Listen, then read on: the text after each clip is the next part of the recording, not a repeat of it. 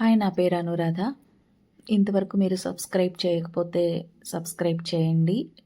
Content నచ్చితే లాస్ట్లో like చేసి షేర్ చేయండి. సో ఈ మధ్య నేను నెట్ఫ్లిక్స్లో రిలీజ్ అయినటువంటి కొత్త web series bad asses of Bollywood అనేది చూసా. అదెందుకు చూశానంటే బేసికల్లీ నాకు ఇంట్రెస్టింగ్గా అనిపించింది.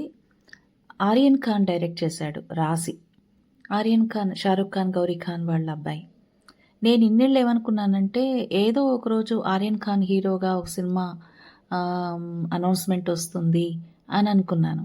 కానీ అతను సడన్గా రైటర్ అండ్ డైరెక్టర్ అయ్యి నెట్ఫ్లిక్స్లో ఈ వెబ్ సిరీస్ చేశాడు అనగానే ఎలా చేశాడో చూద్దాం అనిపించింది. చూశాను. బాగా చేశాడు. బేసికలీ కొన్ని మెటాఫర్స్ ఉన్నాయి అందులో. దాని గురించి డీటెయిల్గా మళ్ళీ నేను చెప్తాను. దాంట్లో అన్ని క్యారెక్టర్స్ ఉన్నాయి. మనకు తెలిసిన క్యారెక్టర్స్ చాలా ఉన్నాయి అందులో. ఆర్యన్ ఖాన్ లైఫ్లో జరిగిన కొన్ని ఇన్సిడెంట్స్కి సంబంధించినటువంటి చిన్న సింబాలిక్ ఇది కూడా క్యారెక్టర్స్ కూడా పెట్టాడు. And it's basically satire on Bollywood. బాలీవుడ్లో ఉంటూ బాలీవుడ్లో ఒక యంగ్ హీరో ఎమర్జ్ అవుతూ ఉంటే అతనికి ఎన్ని ఛాలెంజెస్ వస్తాయి, అతని లైఫ్ ఎలా ఉంటుంది అనేది బాగా డీల్ చేశాడు. నాకైతే నచ్చింది. మీరు కూడా ఒకసారి చూడండి. బేసిక్ లైన్ ఏంటంటే, కొత్తగా ఎమర్జ్ అవుతున్నటువంటి ఒక హీరో అతను తన కెరియర్ మలుచుకునే ఆ ప్రాసెస్లో ఒక మాఫియా నుంచి ఎలాంటి ప్రెషర్ ఫేస్ చేస్తాడు, నిర్మాతల నుంచి ఎలాంటి ప్రెషర్ ఫేస్ చేస్తాడు, సీనియర్ యాక్టర్స్ నుంచి ఎలాంటి ఛాలెంజెస్ ఫేస్ చేస్తాడు.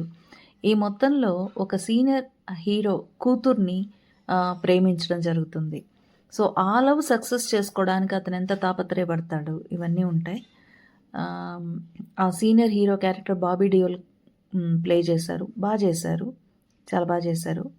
సో బాబీ డియోల్ కూతుర్ని ఈ యంగ్ హీరో ప్రేమిస్తే బాబీ డియోల్ మొదటి నుంచి కూడా దాన్ని అపోజ్ చేస్తూ ఉంటాడు. రకరకాల ఇష్యూస్ ఇస్తూ ఉంటాడు, సవాళ్ళు ఇస్తూ ఉంటాడు.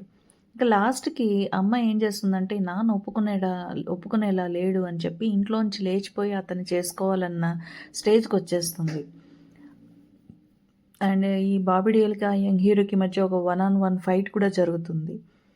సో ఇవన్నీ జరిగి లాస్ట్లో ఒక సిచ్యువేషన్ వస్తుంది. ఎందుకు నీ పెళ్ళి అసలు జరగకుండా చూస్తున్నావు, ఏముంది, అబ్బాయి పెరుగుతున్నాడు కదా, అబ్బాయి చేతిలో సినిమాలు ఉన్నాయి, రేపొద్దున స్టార్ అవుతాడు, ఆల్రెడీ ఎమర్జింగ్ స్టార్ అయ్యాడు, నువ్వు తలుచుకుంటే ఇంకా పెద్ద స్టార్ అవుతాడు, కూతునిచ్చి చేయడానికి ఏంటి అన్న ఒక సిచ్యువేషన్ వచ్చినప్పుడు లాస్ట్లో, అంటే ఆ సీజన్ ఎండింగ్లో రివీల్ చేసే ట్విస్ట్ ఏంటంటే, ఈ బాబీ డియోల్కిను కొత్త హీరో మదర్కి ఒకప్పుడు రిలేషన్షిప్ ఉండేది.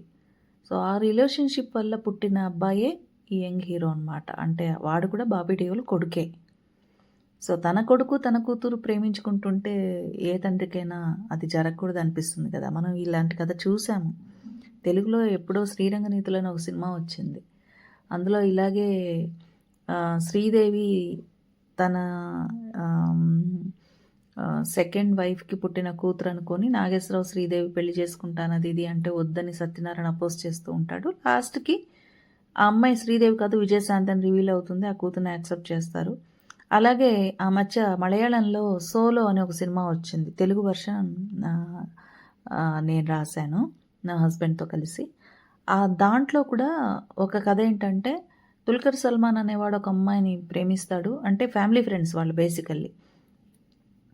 సో చిన్నప్పటి నుంచి తెలుసు అమ్మాయిని ప్రేమిస్తాడు. పెళ్లి చేసుకోవాలనుకుంటే 2 ఫ్యామిలీస్లోనూ అపోజ్ చేస్తారు. లాస్ట్కి తెలిసేది ఏంటంటే, అమ్మాయి వాళ్ళ నాన్న, దుల్కర్ సల్మాన్ వాళ్ళ అమ్మ ఇద్దరు కూడా రిలేషన్షిప్లో ఉన్నప్పుడు పుట్టిన చైల్డ్ అనమాట. బేసికల్లీ ఇద్దరికి పెళ్లి కాకముందు దుల్కర్ సల్మాన్ వాళ్ళ మదర్కిను హీరోయిన్ వాళ్ళ ఫాదర్కి పెళ్లి కాకముందు ఒక లవ్ రిలేషన్షిప్లో ఉంటే, ఆ రిలేషన్షిప్లో పుట్టిన చైల్డ్ దుల్కర్ సల్మాన్ అయితే, ఆ అమ్మాయి రెండో వైఫ్కి పుట్టిన కూతురు అనమాట. సో అలా ఇద్దరు అన్న చెల్లెళ్ళు అవుతారు అని చెప్పి ఆ పెళ్లి జరగనివ్వదు. సో ఇలాంటి కథలు మనం చూసాం. బట్ ఆర్యన్ ఖాన్ ఇందులో ఆ లైన్ని డీల్ చేసిన విధానం చాలా బాగుంది.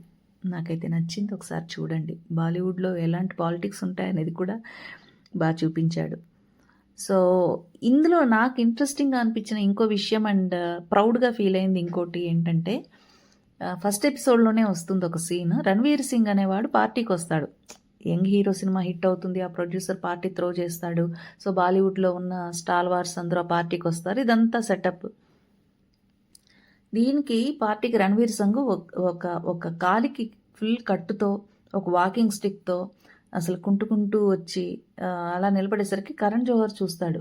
అదే పార్టీకొచ్చిన కరణ్ జోహర్. "ఏంటి షూటింగ్ ఉంది కదా! నువ్వు ఈ టైంలో ఇలా వచ్చి నిలబడ్డావేంటంటే" "ఏం చేయను బ్రో నాకసలు ఇలా డాక్టర్ ఏమో బెడ్ రెస్ట్ అన్నాడు. లెగ్ కొంచెం సహకరించట్లేదు. ఫ్రాక్చర్ అయింది." ఏదో చెప్తాడు ఎమోషనల్‌గా. సో, ఏతావాతా అతను ఏం చెప్తాడంటే, "ఒక 6 నెలల పాటు నేను నీ సినిమా షూటింగ్ చేయలేను" అన్నట్టుగా చెప్తాడు. చెప్పి అలా కుంటుకుంటూ సానుభూతి, సింపతి అది గెయిన్ చేస్తూ వెళ్లి కూర్చుంటే, కరణ్ జోహర్ మాత్రం డౌట్‌ఫుల్‌గానే చూస్తాడు. ఏదో తేడా కొడుతుందేంటి అన్నట్టుగా. సో, అలా వెళ్ళి ఒకచోట కూర్చొని 'రణ్వీర్ సింగ్' ఇలా డ్రింక్ చేస్తుంటే ఫోన్ మోగుతుంది. ఫోన్ చూస్తే దాంట్లో 'రాజమౌళి సార్ కాలింగ్' అనుంటుంది. రాజమౌళి సార్ ఫోటో డిస్‌ప్లే అవుతుంటుంది. ఇంకా ఆ ఫోటో చూడగానే, ఆ ఫోన్ చూడగానే ఒక్కసారి ఎగిరి గంతేసి, జూబ్లియంట్‌గా ఆ ఫోన్ తీసి "సార్, సార్, సార్ చెప్పండి సార్." Sir, sir. అదేంటి సార్ మీరు కావాలంటే ఎన్ని సంవత్సరాలైనా ఇచ్చేస్తాను సార్. ఇప్పుడొచ్చేయమంటారా సార్ బయలుదేరి? లేదు సార్ నేను పర్ఫెక్ట్‌లీ సార్ నేనిప్పుడు ఫ్లైట్‌కొచ్చేయనా సార్? ఇలా మాట్లాడతాడు. అంటే అసలు రాజమౌళి సార్ దగ్గర నుంచి ఫోనొస్తే, ఆ ఫోను తన జీవితాన్ని మార్చేస్తుంది అన్నంత ఒక ఫీల్‌తో అసలు ఆ అవకాశాన్ని పోగొట్టుకోకూడదు అన్నంత ఒక ఒక ఎంతూజియాజంతో అలా హ్యాపీగా మాట్లాడుతూ ఉంటాడనమాట. నాకది చూస్తే నిజంగా భయం ఇరకట్టం అనిపిచ్చింది. ఆ మాత్రం భయం ఉండాలి మన రాజమౌళి సార్ అంటే అనిపిచ్చింది. నాకు ఈ సీన్ చాలా నచ్చింది. ఫస్ట్ ఎపిసోడ్‌లోనే వస్తుంది. సో, మీరు వెబ్ సిరీస్ మొత్తం చూస్తారా చూడరా అనేది పక్కన పెడితే, ఫస్ట్ ఎపిసోడ్‌లో వచ్చేటువంటి ఈ సీన్ మాత్రం తప్పకుండా చూసి ఎంజాయ్ చేయండి. You will feel good. మన తెలుగోడి కీర్తి శిఖరాలు అలాగా కీర్తి పతాకం అలా రెపరెపలాడుతూ ఉంటే భారతదేశం అంతటా ఎవరికి మాత్రం రోమాంచితం కాదు. నాకైతే రోమాంచితం వచ్చింది. కంటెంట్ మీకు నచ్చితే సబ్స్క్రైబ్ చేయండి, లైక్ చేయండి, షేర్ చేయండి. విజువల్స్ అవి పెద్దగా ఏం వీడియోలో పెట్టట్లేదు. ఎందుకంటే ఇది ఉప్మా కంపెనీ కన్నా తక్కువ కంపెనీ 000 బడ్జెట్‌లో చేస్తున్నాను. కొంచెం ఫ్యూచర్‌లో కొంచెం ఏమన్నా కొద్దిగా డెవలప్ అయితే ఇంకా బాగా చేస్తాను. I promise you. కంటెంట్ ఏమాత్రం నచ్చినా షేర్ చేయండి, లైక్ చేయండి, సబ్స్క్రైబ్ చేయండి. Thank you.